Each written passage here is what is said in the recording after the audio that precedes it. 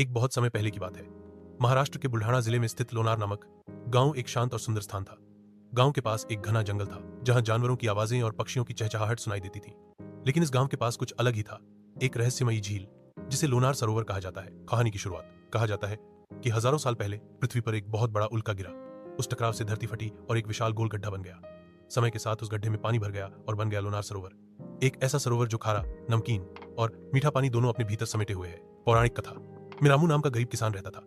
उसके पास बस एक छोटा सा खेत था। दिन रात मेहनत करता, लेकिन फिर भी पेट भर खाना मुश्किल था। एक साल सूखा पड़ा, फसल बर्बाद हो गई। हार मानने के बजाय रामू ने दूसरे गांव जाकर मजदूरी की, पैसे बचाए और फिर से खेत में मेहनत शुरू की। धीरे धीरे उसकी मेहनत रंग लाई और एक दिन वो आत्मनिर्भर किसान बन गया। एक बहुत समय पहले की बात है। महाराष्ट्र के बुल्ढाणा जिले में स्थित लोनार नामक गांव एक शांत और सुंदर स्थान था। गांव के पास एक घना जंगल था जहां जानवरों की आवाजें और पक्षियों की चहचहाहट सुनाई देती थी। लेकिन इस गांव के पास कुछ अलग ही था, एक रहस्यमयी झील जिसे लोनार सरोवर कहा जाता है। कहानी की शुरुआत कहा जाता है कि हजारों साल पहले पृथ्वी पर एक बहुत बड़ा उल्का गिरा। उस टकराव से धरती फटी और एक विशाल गोल गड्ढा बन गया। समय के साथ उस गड्ढे में पानी भर गया और बन गया लोनार सरोवर। एक ऐसा सरोवर जो खारा, नमकीन और मीठा पानी दोनों अपने भीतर समेटे हुए है। पौराणिक कथा। मिरामू नाम का गरीब किसान रहता था। उसके पास बस एक छोटा सा खेत था। दिन रात मेहनत करता, लेकिन फिर भी पेट भर खाना मुश्किल था। एक साल सूखा पड़ा, फसल बर्बाद हो गई।